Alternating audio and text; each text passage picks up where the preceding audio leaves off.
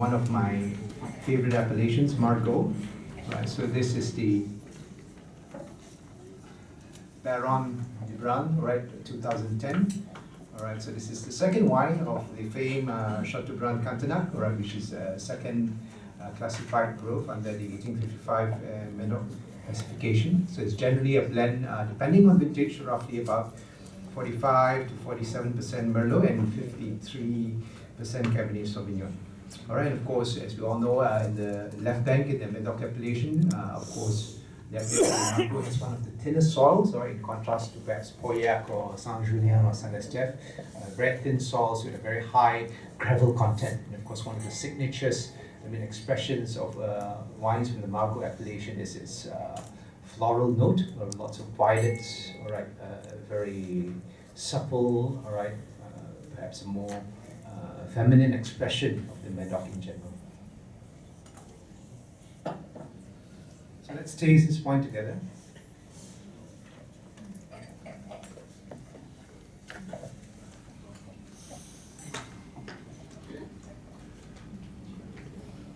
So I'm comparing now the fifth and sixth wine side by side, all right, both from the 2010 vintage. So one from the right bank and one on the left. So you can see there is a clear distinction of, in terms of the hue, the color of the wine, which is darker, you think.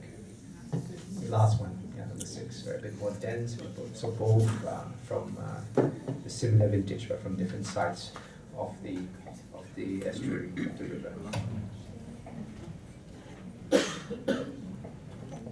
So once again, very, really nice floral notes on the nose of this wine, right? Nice violets, fresh currants, around the palate also, very refined tannins, supple, soft, but there's an underlying structure, all right, clear minerality, and of course, a finish that lingers.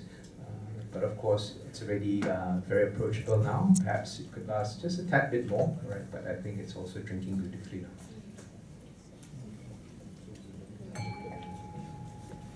So once again, this is once again run by the illustrious Luton family, right? So of course, we are talking about innovation. So one of the earlier wines that Malcolm has brought us through, which is the wine from Côte de Bordeaux, right? So it's a 7th generation owned winery, and of course one of its current owners, the son, right, has also worked under the auspices of the Luton family, and also under Michel Rolland, which is one of the features of innovation that we discovered earlier, flying winemakers.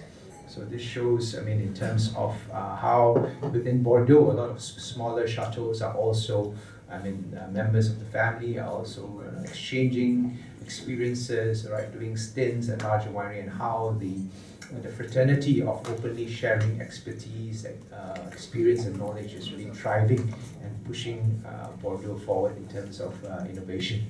All right, and of course, one of the interesting things we always believe, passion is where the heart is, and of course, the history of Baron de Brun, this wine too. It was named after its earlier owner, all right, which is known of as the Napoleon of wines, right? He's one of the illustrious people in Bordeaux back then, a few hundred years ago, and he actually sold his earlier owned estate, which today is Chateau Mouton Rothschild, to purchase Chateaubriand Cantenac. All right, as well, Chateau Mouton Rothschild used to be called Brun Mouton, all right, so which is named after the owner, the Baron de Brun, who is the earlier owner of Chateaubriand Cantenac in this aspect. All right, so I hope that wraps up our tasting. All right, interesting tasting of 2009 and 2010 from 3 different appellations. The more wider Haut Medoc, in contrast to Saint-Émilion Grand Cru, and of course the velvety and the perfume red from the Margaux appellation. Yes.